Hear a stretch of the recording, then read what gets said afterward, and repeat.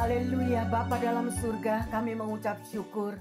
Terima kasih untuk penyertaan-Mu setiap hari di dalam kehidupan umat-Mu yang mengasihi-Mu, yang memiliki hubungan pribadi dengan Engkau ya Bapa.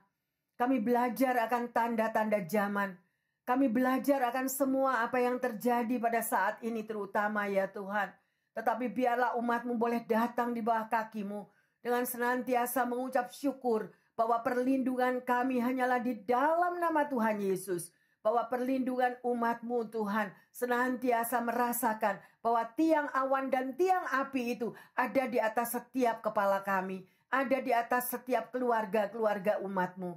Bapa, sekali lagi ampuni salah dosa kami. Inilah waktu-Mu Tuhan. Kami mau Tuhan merasakan hadirat Allah boleh menyentuh setiap kehidupan umat-Mu. Dimanapun mereka berada dan juga jemaat yang dikasihi di tempat ini.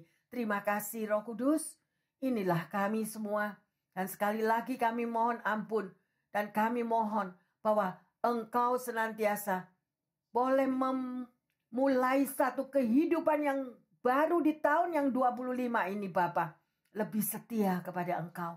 Melakukan segala apa yang menjadi kehendak Tuhan. Dan belajar apa yang Tuhan mau di dalam kehidupan kami. Sehingga kami benar-benar dapat melakukannya. Terima kasih Bapa dalam surga. Terima kasih Roh Kudus. Berfirmanlah di tengah umat-Mu. Kami siap membuka hati untuk belajar dan lebih mengerti apa yang menjadi kehendak Tuhan.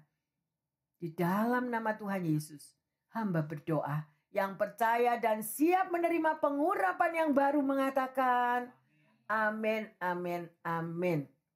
Shalom yang terkasih. Damai sejahtera menyertai kita semua. Ada amin? Sekalipun kita melihat apapun yang terjadi di sekeliling kita yang menakutkan, ya, tetapi Tuhan tetap mengatakan, ya, kalau Anda mencintai akan firman Tuhan, Anda akan tahu akan firman-Nya, apa yang dikatakan. Datanglah kepadaku, hai engkau yang letih lesu dan yang beban berat. Kita tahu berapa banyak mereka yang syok. Berapa banyak mereka, ya terutama mereka orang-orang selebriti sedemikian rupa. Tidak pernah membayangkan bahwa apa yang terjadi berapa hari yang lalu akan menimpa. Membuat semuanya hancur berantakan dalam sekejap yang terkasih. Oleh karena itu, marilah. Libatkan Tuhan di dalam segala perkara di dalam kehidupan kita. Libatkan Tuhan kemanapun Anda pergi. Karena hanya Tuhan saja yang menjadi perlindungan saudara dan saya. Ada amin yang terkasih? Ya. Dan tema pada hari ini adalah kebebasan sejati. Apa artinya kebebasan yang sejati itu? Apakah kita mau bebas sebebas-bebasnya? Bebas melakukan apa yang aku mau? Bebas aku untuk melakukan apa yang aku sukai? Atau kebebasan yang sejati yang Tuhan ajarkan itu yang kita mau lakukan. Ya, yang terkasih, mari bersama-sama kita akan belajar ya.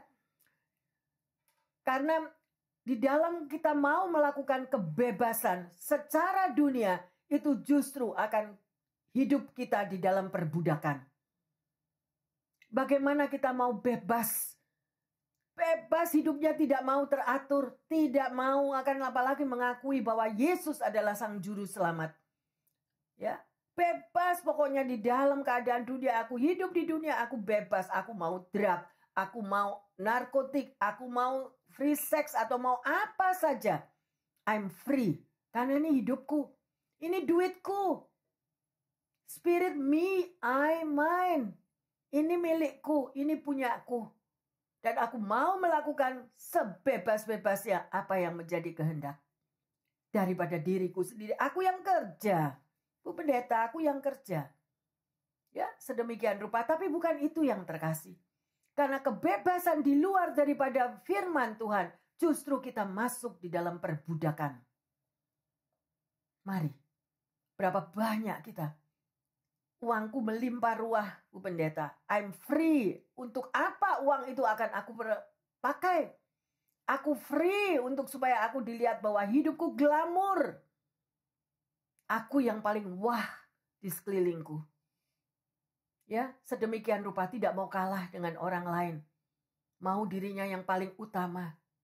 Ya, kehidupan glamor, kalau tetangga bisa memiliki sedemikian rupa hebatnya ekonominya, aku juga bisa beli, Bu Pendeta. Ya, sedemikian. Tapi ayo belajar yang terkasih.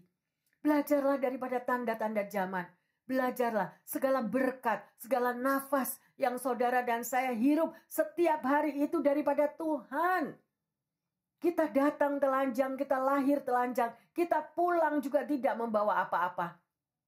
Apalagi yang kita mau pertunjukkan kepada orang lain bahwa hidupku, wah, lebih dari yang lain. Mari yang terkasih, mari. Tuhan peringatkan semuanya ini. Janganlah kita mau diperbudak oleh dunia ini. It's enough. Ya, orang yang hidup di dalam kegelapan, dia tidak akan tahu mana yang benar, mana yang salah. Semua ditabrak sedemikian rupa. Tetapi sebagai anak Tuhan, saudara dan saya dipanggil ya untuk diselamatkan. Di mana Yesus sampai korban di kayu salib untuk menyelamatkan kita semuanya. Biarlah firman ini boleh membuka mata rohani kita. Bahwa hidup kita akan diubahkan total dengan semua tanda-tanda zaman. Semua yang akan kita lihat dan sudah kita lihat dengan nyata. Apa yang terjadi dalam berapa hari ini. Ya, yang terkasih, mari. Biarlah hanya rancangan Tuhan dan rencana Tuhan saja yang terjadi di dalam kehidupan umatnya. Ya, luar biasa. Kita akan bersama-sama belajar daripada firman 1 Tawarikh 29 ayat 10 dan ke-11. Lalu Daud memuji Tuhan di depan mata segenap jemaah itu. Berkatalah Daud, terpujilah Engkau ya Tuhan Allahnya Bapa kami Israel, dari selama-lamanya sampai selama-lamanya.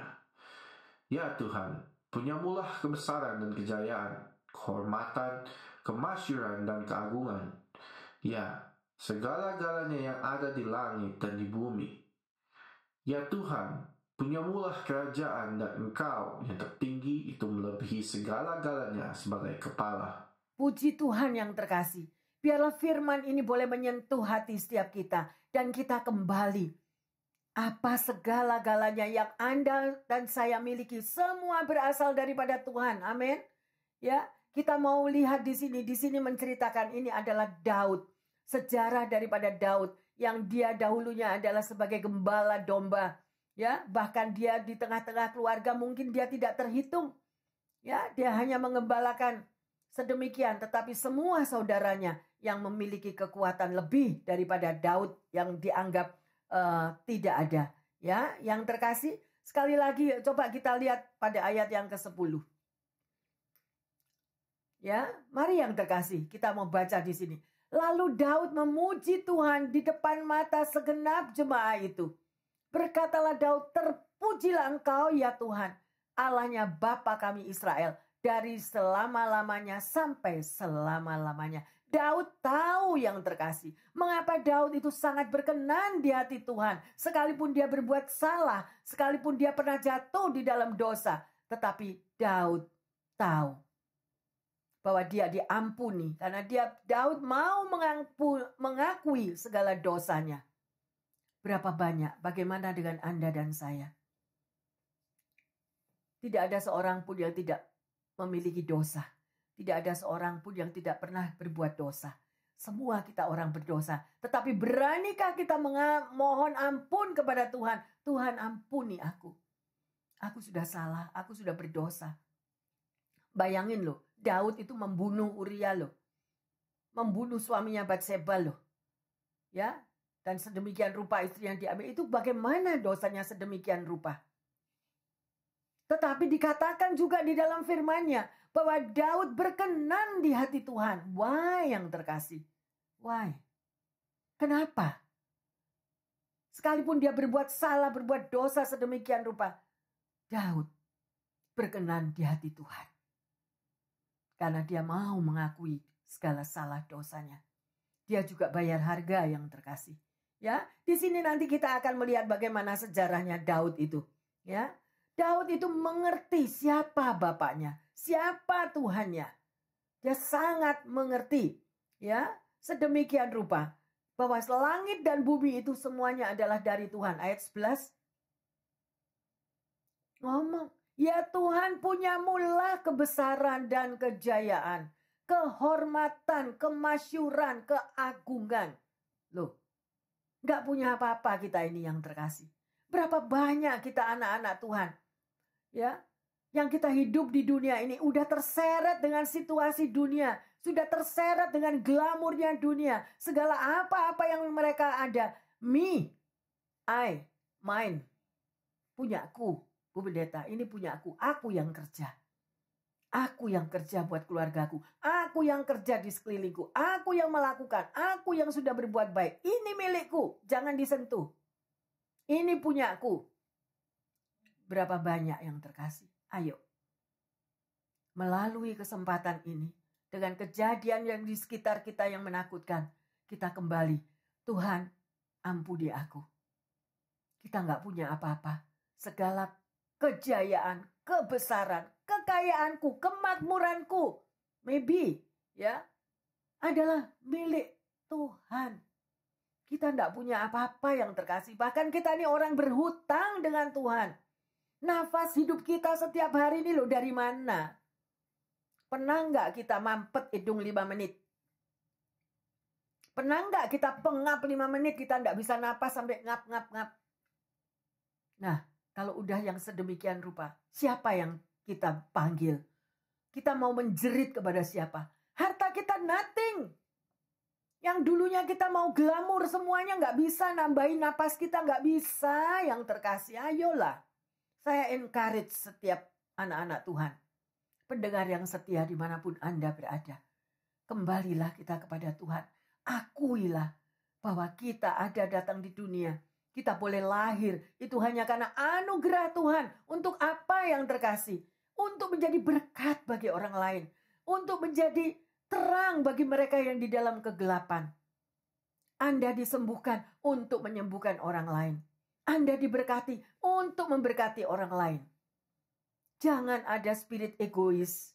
Egoku, milikku. Biar semua orang melihat kepadaku, wah aku yang terhebat. No, yang terkasih. Hanya sekejap semuanya akan hilang. Jangan ada kesombongan di dalam diri kita. Semua kita ini orang berhutang kepada Tuhan. Ayo, di tahun yang baru ini, kembalikan semuanya kepada Tuhan. Loh, Bu Pendeta ngomong kembalikan tuh, loh, kembalikan apa?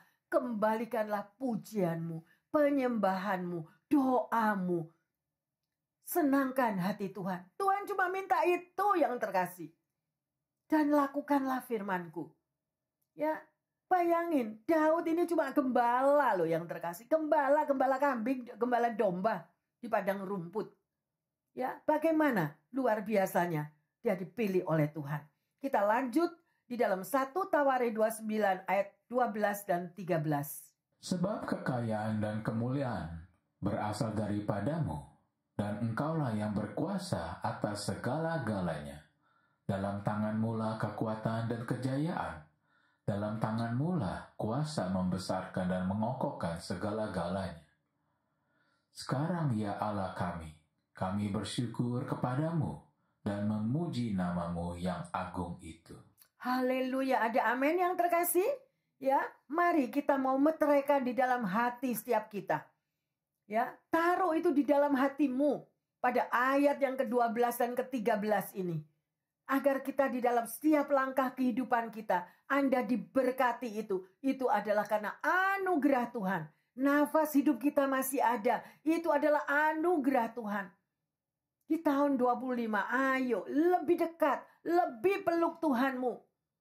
Karena di luar Tuhan kita nggak bisa apa-apa loh yang terkasih. Nggak bisa, tidak ada pertolongan yang sedemikian rupa. Ada seseorang yang menceritakan kepada saya. Dia tinggal jauh dengan keluarganya, dengan anak-anaknya, karena anaknya itu sudah menikah.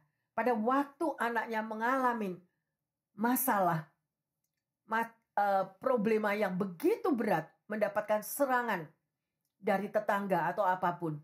Ya, dia mencari seseorang. Dia mencari pertolongan anak ini kepada 5 pendeta. 5 pendeta. Tidak ada satupun yang merespon teleponnya, bahkan tidak ada satupun yang menjawab daripada semua itu. Dan di sini kita bisa melihat yang terkasih. Belajar bahwa pertolongan kita yang utama dan terutama adalah Tuhan. Oleh karena itu, senangkan hati Tuhan. Milikilah hubungan pribadi dengan Tuhan. Ya, kalau kita tidak pernah memiliki hubungan pribadi dengan Tuhan, hati kita kering, kosong. Pada waktu Tuhan izinkan masalah itu terjadi, ya, kita mau menjerit kepada siapa? Ya, hanya Tuhan. Pada waktu anak-anak Tuhan menghadapi sakral maut di hospital, kita mau berseru mencari dokter yang number one, profesor, dokter sekalipun yang paling hebat. No. Doamu. Kita memiliki hubungan pribadi, kita tahu, kita memiliki iman. Tuhan, Engkau sanggup. Engkau sanggup membuka laut teberau. Engkau sanggup membuat orang buta melihat, tuli mendengar, yang mati hidup kembali. Wah, itu nggak ada spirit itu di dalam kita. Kenapa yang terkasih? Mengapa? Itu yang kita sedih. Karena kita tidak mau bergaul akrab dengan Tuhan. Karena spirit dunia itu begitu mencekam, menguasai kita, menguasai anak-anak kita, menguasai keluarga-keluarga kita. Sehingga hubungan dengan Tuhan itu begitu jauh. Padahal Tuhan itu gak sejauh dari mana lo. Dia ada di hidupmu. Dia tidak sejauh doamu. Ayo yang terkasih balik. Ya, ikutilah teladan Daud ini. Apa yang dia katakan, dia agungkan kebesaran Tuhan. Oh, aku pekerjaanku hebat, Bu Pendeta. Aku profesor di tempat pekerjaanku. Aku nomor 1 di pekerjaanku. Orang yang paling dihormati. No. Ingat sejarah Steve Jobs. Steve Jobs yang Apple, dari komputer Apple. Luar biasa, dia hebatnya luar biasa. Dia miliarder yang terkasih. Tapi pada saat di hari-hari terakhir di hospital, dia mengakui, semua milikku, semua hartaku tidak berguna. Dokter, aku berikan semua yang aku miliki kepadamu, asal engkau bisa memperpanjang umurku. Ayo yang terkasih, berpautlah pada Tuhan. Every second, every moment kita bersyukur. Tuhan, terima kasih. Aku mau berangkat kerja sekarang, sertai aku. Ya, tuntun aku di tempat pekerjaan, tuntun aku kemanapun aku pergi. Jangan hidup dengan egomu yang terkasih. Ego itu membuat berkat Tuhan tidak bisa terjadi dalam hidup kita. Ada amin? Luar biasa. Ya, kita akan melihat bahwa apa saja yang saudara dan saya buat di dalam dunia, one day kita harus bertanggung jawab kepada Tuhan. Kita mempertanggungjawabkan semuanya itu yang terkasih. Ya, sekali lagi, jangan mau diperbudak dengan situasi apa yang terjadi di dunia. Hanya kepingin glamor dilihat orang lain. Aku wah, aku hebat. Aku bisa melakukan segala perkara. Ya, sedemikian rupa. Jadi, firman Tuhan juga mengatakan di dalam Lukas 12 ayat 20-21, di situ dikatakan, hanya orang bodoh saja yang mau hidup dengan keadaan glamor menjadi kaya, tetapi hanya untuk dirinya sendiri, tetapi di hadapan Tuhan kosong, tidak tahu apa-apa yang terkasih. Percayalah, Tuhan tidak mengizinkan hidup saudara dan saya itu tersesat. Tuhan tidak izinkan saudara dan saya hidup di dalam kegelapan. Ya, ada banyak pencobaan-pencobaan yang saudara dan saya hadapi hidup di dunia itu. Terutama apa? Di dalam masalah keuangan. Seseorang pernah bertanya kepada saya, Bu Pendeta, bagaimana supaya saya bebas dari hutang? Bagaimana saya tidak diperbudak oleh uang? Ya, jadi dia share yang sedemikian rupa. Ya, oleh karena itu sebagai anak Tuhan kita itu harus berjaga-jaga. Setiap dolar yang Tuhan berikan di dalam hidupmu itu adalah milik Tuhan. Kita harus bertanggungjawabkan di hadapan Tuhan. Bagaimana saudara dan saya bisa mengalami kebebasan finansial? Bagaimana? Jangan mengikuti dunia. Ya, sedemikian rupa yang terkasih. Ya, keuangan kita itu yang terpenting. Anda diberkati di dalam keuangan. Itu adalah hak Anda. Tetapi dengan satu syarat. Pergunakanlah sesuai dengan firman Tuhan. Jangan keuangan itu membuat kita lupa daratan. Ya, sehingga lupa segala-galanya. Ya. Seperti apa yang di Amsal 30 ayat 8. Di situ Agur itu berdoa, dia katakan, beri aku secukupnya Tuhan untuk kebutuhanku. Untuk kebutuhan hidup kita. Apa yang salah dengan duit saya, Bu Pendeta? Itu kan duit-duitku, aku mau beli yang apapun yang glamor, apa salahku? Yes, it's true, betul. Itu memang duit-duit Anda. Ya, tetapi jangan sampai kita diperbudak oleh keuangan kita. Ya, sedemikian rupa. Jadi apa saja yang aku mau, apa saja yang aku senang, aku akan lakukan. Akhirnya apa? Terjebak di dalam bermacam-macam masalah. Ya, yang terkasih, mari kita mau lihat.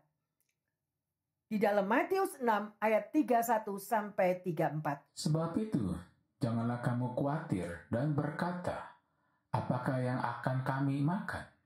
Apa yang akan kami minum? Apa yang akan kami pakai? Semua itu dicari bangsa-bangsa yang tidak mengenal Allah.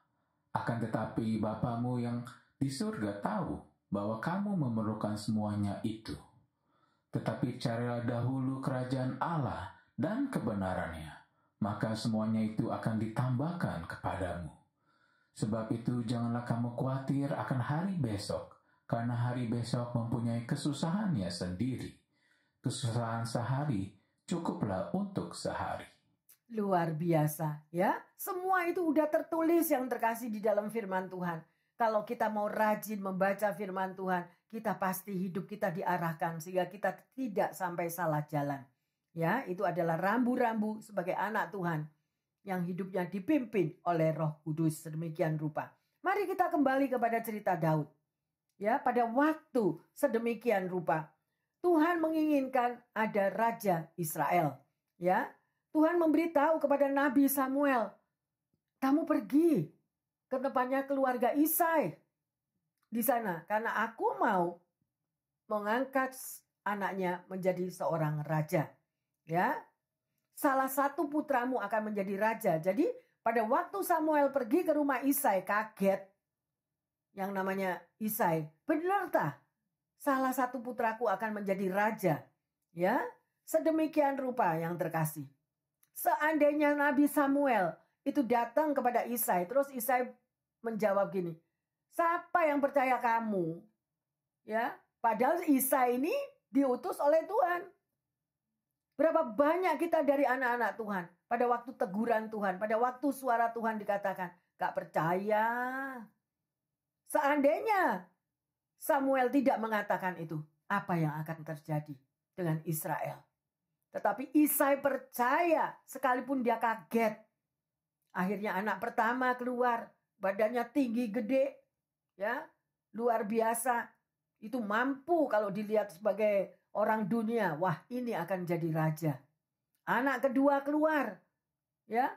Samuel mengatakan tidak.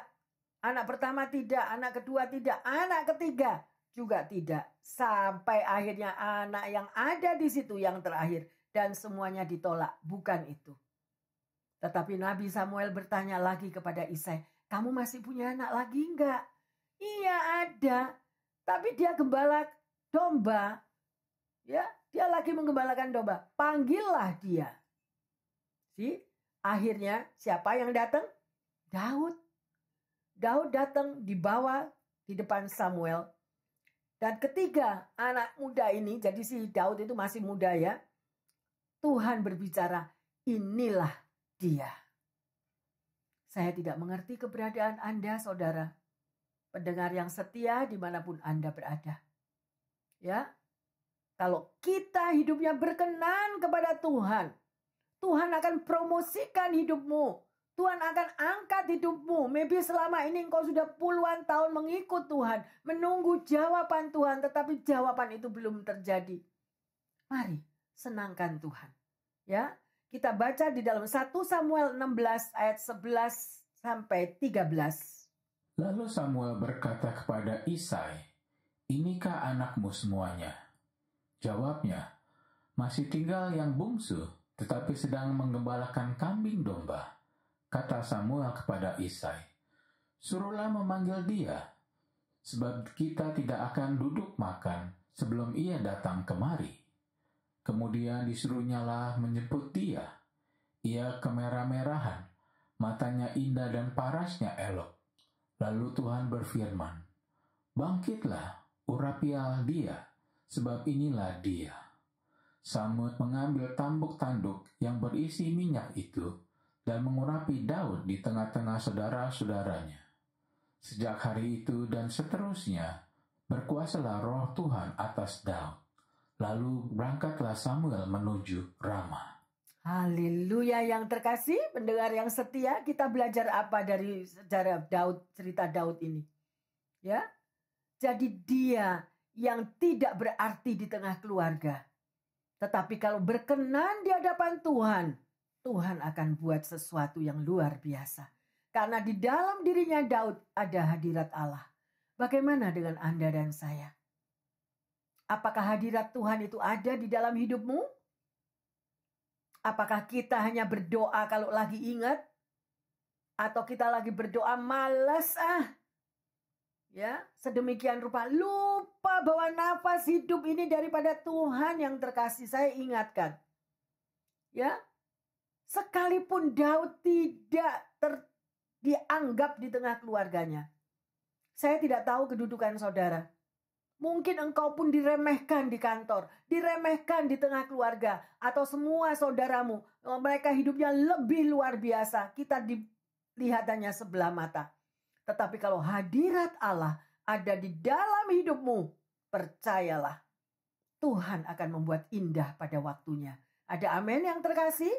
Ya, sejak itu hidupnya Daud mulai dikuasai oleh Roh Allah. Ya, kalau Anda memikirkan, waduh, Roh Tuhan sudah ada padaku, berarti hidupku smooth sekarang. Hidupku sudah tidak ada masalah.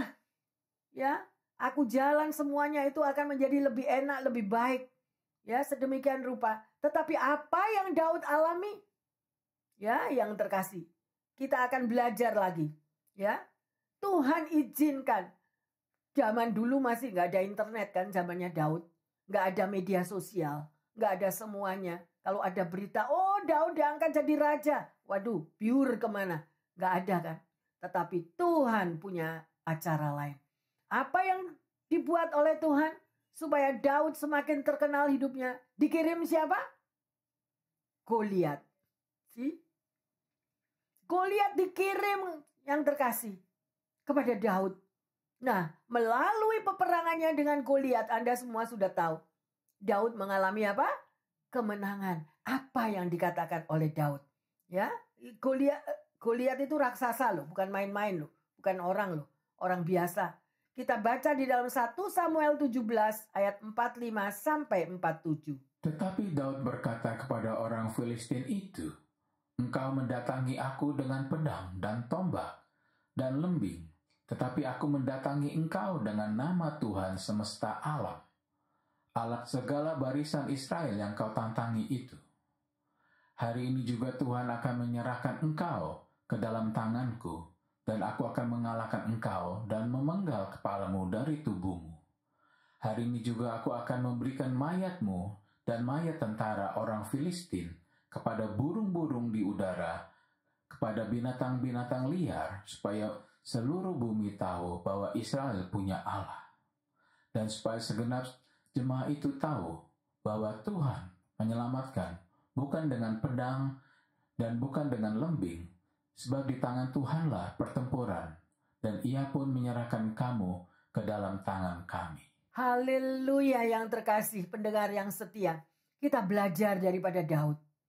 Karena Daud mengandalkan Tuhan. Melalui pertempurannya dengan Goliat raksasa, tidak ada takut, tidak ada khawatir. Saya tidak tahu tantangan, pergumulan, masalah apa yang saat ini terjadi di dalam hidupmu dan hidupku. Adakah kita takut, khawatir, atau apa saja? Mengapa Daud bisa memiliki iman yang luar biasa sedemikian rupa? Ya, Daud bisa mengatakan kepada Goliat itu, dia memiliki keberanian yang luar biasa. Aku datang kepadamu itu nggak pakai lembing, nggak pakai tombak. Ya, tapi aku datang kepadamu dengan nama di atas segala nama, Tuhan Yesus Juru Selamat. Mampukah saudara dan saya mengalami peperangan di dalam hidupmu, melibatkan Tuhan, menjerit memakai nama Tuhan, berseru, Tuhan, peperangan ini adalah peperanganmu. Aku bersyukur Engkau yang akan memberi kemenangan di dalam setiap masalah hidupku. Bisa ngomong gitu enggak? Atau kita 7 hari 7 malam nangis terus? Menyalahkan orang-orang di sekitarnya. Enggak ada yang nolong. Bu pendeta, saya enggak ditulungi. Saya sudah tahu menghadapi masalah ini. Jangan berharap kepada manusia yang terkasih. Kita akan kecewa. Berharaplah dan carilah kemurahan Tuhan. Carilah bahwa Tuhanmu tidak pernah tertidur dan tidak pernah terlelap. Kita harus praktek. Kalau Anda tidak pernah praktek memiliki hubungan pribadi dengan Tuhan setiap hari, Anda tidak akan pernah tahu siapa Tuhan Yesus yang kita sembah. Dia bisa berbicara kepadamu. Dia bisa menunjukkan hikmat. Jalan ke sini nak, jalan ke situ, maju atau stop. Tunggu, berpuasa, berdoa. Tuhan akan menuntun, Roh Kudus akan dikirim senantiasa, dan Roh Kudus itu sudah ada di dalam diri kita yang terkasih. Ya, mari kita mau memiliki iman seperti Daud, ya. Tetapi banyak tantangannya. Setelah Daud mampu mengalahkan Goliat, apa sudah selesai masalahnya? No. Ada orang yang cemburu, ada orang yang iri hati. Anda tahu siapa dia? Saul. Saul yang cemburu. Dia tidak mau Daud menjadi raja. Jadi Saul memakai segala cara untuk menjatuhkan Daud, untuk membunuh Daud. Jadi yang terkasih, ingatlah. Di dalam kehidupan saudara dan saya hidup di dunia ini, ada peperangan rohani. Peperangan rohani itu Anda alami setiap hari. Warfare. Anda bangun pagi, penuh damai sukacita, dan Anda berdoa. Aku tidak mau perang, aku tidak mau sedih, aku tidak mau stres, aku tidak mau ini, itu, macam-macam. Tahu-tahu ada serangan. Orang yang cemburu, kita digosip, kita dikata-katai, bahkan kita dijatuhkan di pekerjaan, dan lain sebagainya. Tetapi apakah Daud tersulut dengan cemburunya Saul? No. Dia enggak terpancing, bahkan dia waktu prajuritnya mau membunuh Saul, ada kesempatan untuk membunuh Saul, Daud berbicara apa?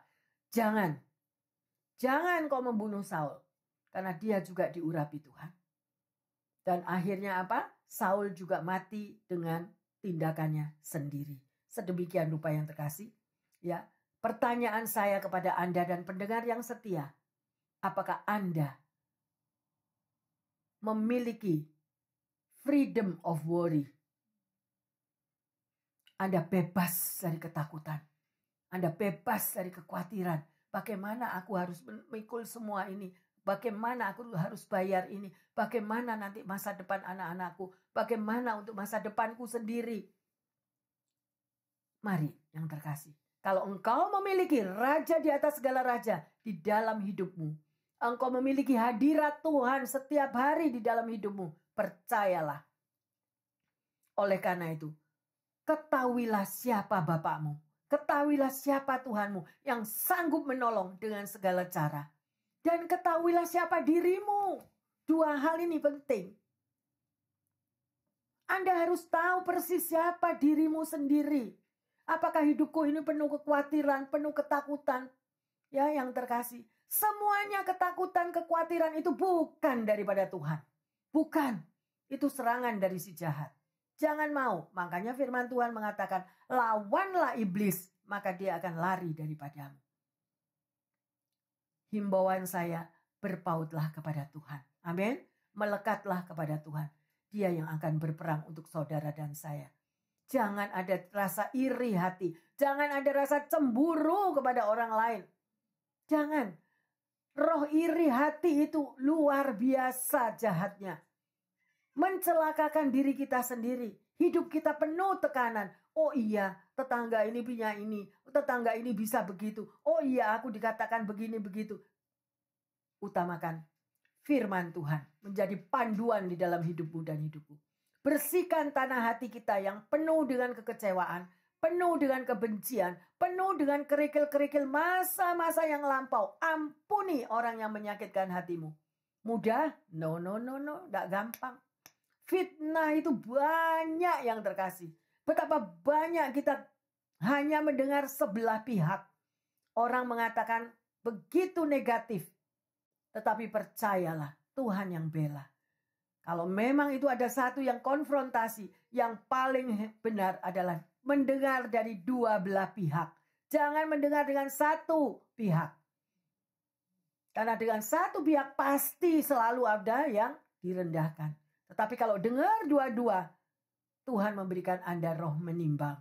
Amin. Dengan bijaksana. Mari kita lanjut. Dalam 1 Tawarik 29, 14 dan 15. Sebab siapakah aku ini dan siapakah bangsaku, sehingga kamu mampu memberikan persembahan sukarela seperti ini. Sebab daripadamulah segala-galanya, dari tanganmu sendirilah persembahan yang kami berikan kepadamu. Sebab kami adalah orang asing di hadapanmu, dan orang pendatang sama seperti semua nenek moyang kami, sebagai bayang-bayang hari-hari kami di atas bumi, dan tidak ada harapan. Haleluya, ya. Jadi tahu persis Daud itu sampai dia berbicara sedemikian rupa. Ya, bahwa saudara dan saya ini sama, kita ini orang asing. Ya. Jadi kita ini pendatang. Seperti aja kalau Anda datang dari Indonesia, datang ke Amerika. Pertama kali kita datang dengan apa? Misalnya kita ini hanya turis yang terkasih. Hanya turis. Tetapi kalau kita mau bahwa kita mendapatkan sesuatu yang lebih lagi dari kedudukannya daripada turis, yaitu mendapatkan green card. Setelah itu mendapatkan permanent resident. Ya, sedemikian rupa citizenship. Nah, itu ada step-step yang harus kita bayar. Tetapi kalau Anda di hadapan Tuhan, kalau Anda mau melekat kepada Tuhan, jangan jadi turis. Kalau kita butuh Tuhan yang terkasih, jangan menjadi turis buat Tuhan. Kenalilah siapa Bapamu. Kenalilah dia the King of King and the Lord of Lord. Yang penuh kasih. Yang membukakan jalan. Yang mengatakan, yang memanggil Anda dan saya, datanglah kepadaku, hai engkau yang letih lesu dan yang berbeban berat. Aku akan memberi sentosa kepadamu. Pegang ayat ini sampai pada waktu kita dipanggil muka dengan muka di hadapan Tuhan. Pegang itu yang terkasih. Kita nggak sendiri, ya, nggak sendiri. Oleh karena itu jadilah terang dimanapun Anda berada. Anda mendengar ada sesama yang menderita, Anda mendengar ada saudara atau keluarga atau bahkan orang lain yang sakit, itu tetangga, mungkin Anda nggak kenal. Jadilah berkat, jadilah terang. Sekali lagi saya mau katakan, pada waktu ambulans berjalan, apakah hati Anda tergugah? Anda tidak tahu siapa orang yang ada di dalam ambulans itu. Bukan saya mau menyombongkan diri, tapi selalu saya mendengar ambulans, langsung saya angkat tangan. Tuhan, aku nggak tahu siapa dia. Aku patahkan segala roh maut. Aku patahkan segala roh penderitaan, roh siksa yang dialami orang ini. Beri mujizat-Mu Tuhan Yesus. Berikan agar orang ini mengalami kuasa kesembuhan. Memiliki hati bagi sesama. Memiliki hati buat orang lain. Menjadi berkat dan terang. Amin ya saudara. Ya. Sekali lagi, jangan menjadi turis, jangan menjadi pesiarah di dunia ini. Karena Anda dan saya diciptakan ada nafas Yesus. Hembusan nafas Tuhan waktu menciptakan Adam dan Hawa. Itu dihembuskan nafasnya. Berarti nafas Tuhan itu ada di dalam setiap kita. Ayo, mulai sekarang. Jangan lagi melihat egomu, tapi bangun menjadi berkat dan terang supaya saudara mengalami kebebasan sejati daripada Tuhan. Ada amin? Ya. Kita lanjut di dalam 1 Tawarik 29 ayat yang ke-16. Ya Tuhan Allah kami, segala kelimpahan bahan-bahan yang kami sediakan ini untuk mendirikan bagimu rumah bagi namamu yang kudus adalah dari tanganmu sendiri, dan punyamulah segala-galanya. Amin yang terkasih. Kita tahu bahwa Daud ini membangun sebuah rumah Tuhan. Ya, tetapi karena tangan Daud itu terlalu banyak dengan darah, Tuhan bicara, bukan kamu yang bangun Daud, tapi anakmu Salomo. Tetapi apa yang Tuhan pakai di dalam dirinya Daud? Dia sebagai distributor. Kalau engkau menjadi tangan Tuhan, kalau engkau berbuat sesuatu untuk pekerjaan Tuhan, apa yang dia lakukan? Saudara memikirkan berapa banyak yang Daud korbankan. Kalau panggilan itu untuk dirimu, ya panggilan ini untuk Daud. Daud menjadi distributor, dia lengkapi semua kebutuhannya. Dan Salomo hanya sebagai pelaku. Pertanyaannya, bagaimana panggilan Anda dan saya? Nyadar nggak panggilanmu apa? Ya, kalau Anda merasa terpanggil, Anda ada orang yang terpanggil, itu pasti ada korban. Dan korban itu sakit yang terkasih. Jesus is love. Love itu apa artinya? Korban. Korbannya Yesus apa? He died in the cross. Dia mati di kayu salib untuk saudara dan saya. Gak ada kita bilang aku mau korban buat Tuhan Yesus. Tapi kita cuma kipas-kipas. Itu beban gereja kok. Ya gereja yang bayar. Gak apa-apa yang terkasih. Tuhan akan kirimkan segala cara-cara Tuhan. Ya, kita bergandeng tangan. Mengakui kedaulatan Tuhan. Dia maha kaya. Dia pasti adakan. Dari yang tidak ada menjadi ada. Amin. Ya, yang terkasih, hari ini kita sudah belajar bagaimana saudara mampu mengalami kebebasan sejati. Kebebasan sejati daripada segala sakit penyakit, ketakutan, kekhawatiran, keuangan, bahkan harga diri, ya supaya dilihat aku orang wah hebat. Itu kita bisa bebas tidak memikirkan glamurnya dunia. Ya, dan sebagai semuanya itu Tuhan sudah jabarkan.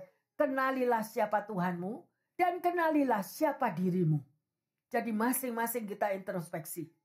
Kalau kita tahu siapa diri kita, kita ini sudah bebas dari ego, bebas dari me, I, mine, dan tahu bahwa Tuhan Yesus Juru Selamat yang mampu memberikan kebebasan sejati. Kita melakukan firman-Nya, maka kita akan melihat bagaimana apa yang diberikan di dalam ayat emas Yohanes 8 ayat 31 sampai 32. Maka katanya kepada orang-orang Yahudi yang percaya kepadanya, jikalau kamu tetap dalam firman-Ku, kamu benar-benar adalah murid-Ku, dan kamu akan mengetahui kebenaran, dan kebenaran itu akan memerdekakan kamu. Amin. Ada amin yang terkasih? Inilah kemerdekaan sejati. Ya, kalau kita benar-benar mengetahui siapa Tuhan kita dan siapa dirimu sendiri di dalam Tuhan, maka engkau akan mengalami kebebasan sejati. Ada amin? Kita sudah pelajari hari ini dan biarlah semua pendengar yang setia dan jemaat mengalami kebebasan sejati daripada Tuhan. Mari kita bangkit berdiri. Kita akan tutup dalam doa. Tuhan Yesus, kami bersyukur dan berterima kasih. Engkau mengajarkan kepada umat-Mu agar kami mengalami kebebasan sejati. Karena Engkaulah juru selamat kami, Bapa. Ampuni kami kalau mungkin selama ini kami hidup di dalam ego kami, di dalam ketamakan kami, di dalam kami merasa mampu kuat sendiri Tuhan. Sehingga kami tidak memerlukan Engkau. Tetapi pada hari ini ya Bapa, kami mengundang Engkau benar-benar datang di dalam hati setiap kami. Di dalam hati pendengar yang setia maupun di dalam hati jemaat yang terkasih. Terima kasih Bapa. Ajarkan kami untuk menyerahkan segala-galanya di dalam tangan-Mu. Ajarkan kami percaya dan berserah total, surrender kepadamu Tuhan. Bahwa Engkaulah yang mengontrol hidup kami. Terima kasih Tuhan Yesus untuk setiap jemaat dan pendengar dimanapun mereka berada. Berkatilah hidup mereka dan tunjukkanlah bahwa kesetiaan-Mu tetap ada setiap hari. Tidak pernah meninggalkan umat-Mu. Bapa, sungguh kami bersyukur menjadi anak-anak-Mu. Kami mempercayai-Mu Tuhan.